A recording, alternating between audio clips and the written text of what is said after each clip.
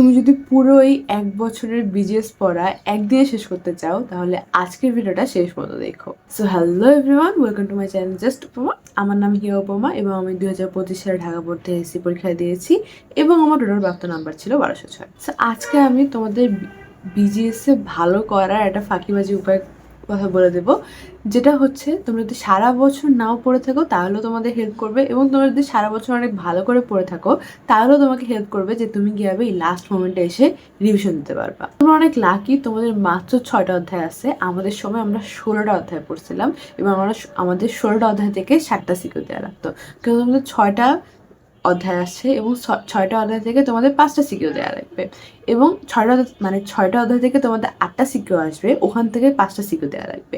এর মানে তোমাদের প্রত্যেকটা অধ্যায় থেকে কিন্তু সিকিউ আসবে এবং কয়েকটা অধ্যায় থেকে রিপিট আসবে। এক্ষেত্রে যে অধ্যায়গুলো তুলনামূলক বড় এবং ইম্পর্টেন্ট ওই অধ্যায়গুলো থেকে ডাবল সিকিউ আসার সম্ভাবনা বেশি। সো ফার্স্টে আসি, যারা হলো সারা বছর ভালো করে বিজনেস পড়ো নাই, এখন বিজনেস পড়তে আসছো, তোমাদের পক্ষে এখন ভালো করা সম্ভব, কারণ তোমাদের মাত্র 6টা অধ্যায় এবং 6টা অধ্যায় থেকে 8টা সিকিউ আসবে। তো তুমি যদি আমাকে বলো যে আচ্ছা আপু আমি এখন কীভাবে রিভিশন দিব, আমার তোমার জন্য সাজেশন থাকবে যে তুমি 4টা অধ্যায় একদম একটা মাস্টারি অর্জন করে যাও। মানে যদি পারো তাহলে 5টা অধ্যায় করে যাও ভালো করে, যাতে তুমি 5টা সিকিউ অ্যান্সার করতে পারো এবং শর্ট কোয়েশ্চন তুমি ভালো করে পারো। বাট তুমি যদি 5টা না পারো তাহলে তুমি মিনিমাম 4টা হলো অনেক ভালো করে পড়ে যাও, মানে ওখান থেকে যা কোশ্চেন আসবে তুমি ওটা ভালো মানে পারবা। তাহলে তোমার ওটা কিন্তু এমসিকিউর জন্য হয়ে যাবে, এসকিউর জন্য হয়ে যাবে এবং সিকিউর জন্য তো হবে। এবং বাকি হলো যে দুটো থাকবে ওই দুটো তুমি জাস্ট গাইড থেকে রিডিং পড়ে যাও, মানে গাইড থেকে হলো সিকিউগুলো এবং এমসিকিউগুলো পড়ে যাও।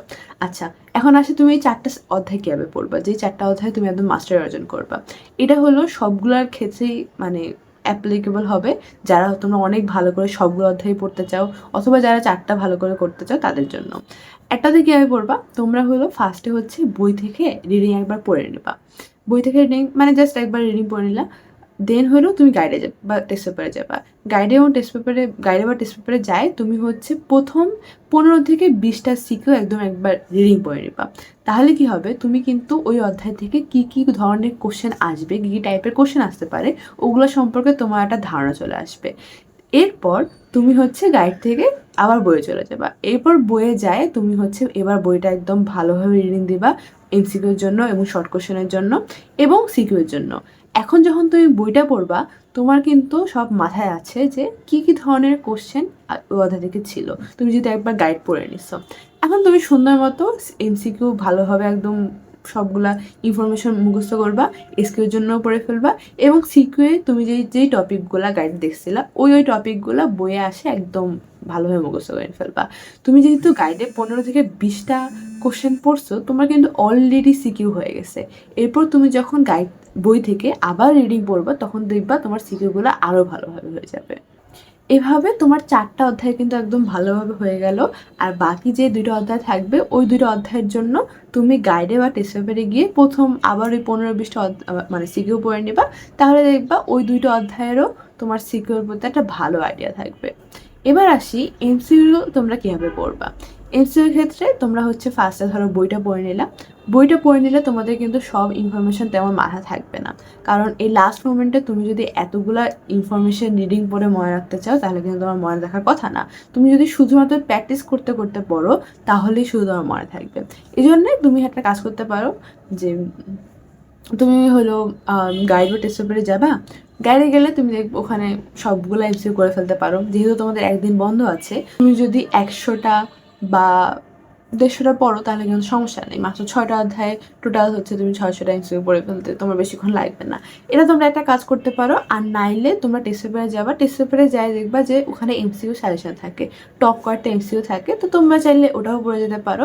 বাট ওটা একটু রিস্ক হয়ে যায়। তোমরা যদি গাইড থেকে হচ্ছে এমসিকিউটা পড়ে যাও তাহলে তোমাদের জন্য এটা বেশি সুবিধাজনক হবে এবং এতে কোনো রিস্কও থাকবে না। এখন একটু স্পেসিফিকভাবে যদি বলি তোমরা কোন 4টা অধ্যায় একদম ভালোভাবে করে পড়ে যেতে পারো, সেটা হচ্ছে তোমরা 2 নম্বর অধ্যায় ইজি। তোমরা সাধারণত তোমরা হচ্ছে এত ছোট বয়স থেকে হলো পড়ে আসতেছো, তাই এটা তোমাদের অত মনে রাখার কিছু নাই, তাই 2 অধ্যায় পড়তে পারো। সাথে 3 অধ্যায়, 6 অধ্যায়, 10 এবং 13 অধ্যায় পড়তে পারো। 11টা আমি তোমাদের মানে 11টা আমি আমার সময় পড়ি নাই, কারণ আমার জিডিপি জিএনপি সবগুলো মনে রাখা, তারপর আলাদা আলাদা দেশের জন্য মাথাপিছু আয় ওগুলো সব একটা চার্ট ছিল, ওগুলো ডাটা মনে রাখা লাগতো। তো ওই জন্য হচ্ছে আমি আমার সময় এই অধ্যায় অত ভালোভাবে পড়ি নাই। বাট তুমি চাইলে এই অধ্যায়ে পড়তে পারো 3 অধ্যায়টা না পড়ে, কারণ 3 অধ্যায় হচ্ছে সৌরজগৎ, তারপরে হচ্ছে বিভিন্ন গ্রহের বিভিন্ন ডাটা দেওয়া থাকে।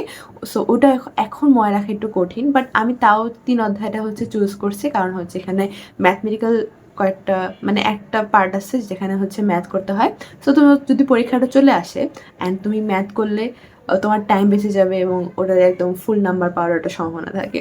আর 6 অধ্যায় অবশ্যই করো, কারণ 6 অধ্যায় হলো বৈশিষ্ট্য টাইপ। তো তুমি জাস্ট বৈশিষ্ট্য লিখলেই একদম একটা 10-এ 10 পাওয়ার সম্ভাবনা আছে।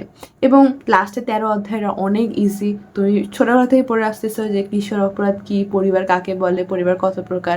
সো তাই এটা ইজি। একটু কঠিন হচ্ছে 3, 11 এবং 6। 6 তাও হচ্ছে বৈশিষ্ট্যগুলো মনে রাখার একটু মুখস্থ করে যাইও। আর 3 আর 11-র মধ্যে তোমার যেটা সুবিধা হয় ওটা তুমি পড়ো। তোমরা কিন্তু যারা আমার ভিডিও দেখো তার মধ্যে 80%ই মানুষ আমার চ্যানেলটাকে সাবস্ক্রাইব না করে দেখতেছো। আমি লিটারালি এখন কলেজ থেকে আসছি, আমি প্রচুর আমার মাথা ব্যথা করতেছিল, বাট তারপরও আমি ভাবলাম যে আচ্ছা না, আমি তাড়াতাড়ি ভিডিওটা বানাই ফেলি যাতে তোমরা হলো রিভিশন প্ল্যানটা দেখার পর তাড়াতাড়ি পড়ালেখা শুরু করে দিতে পারো। আমি তোমাদের জন্য এত কষ্ট করতেছি, এর বদলে তুমি তো একটা সাবস্ক্রাইব করতেই পারো আর ভিডিওতে লাইক করে দিও। অ্যান্ড হ্যাঁ, তোমরা যদি চাও যে আমি রাইটিং প্যাটার্ন নিয়ে ভিডিও আনি যে কীভাবে তোমরা একটা সৃজনশীল লিখলে সর্বোচ্চ একটা নাম্বার ইনশো করতে পারবা, তাহলে অবশ্যই কমেন্টে জানাই দিও। আমি তাড়াতাড়ি ট্রাই করবো রাইটিং প্যাটার্ন নিয়ে ভিডিও আনার। অ্যান্ড আল্লাহ হাফিজ।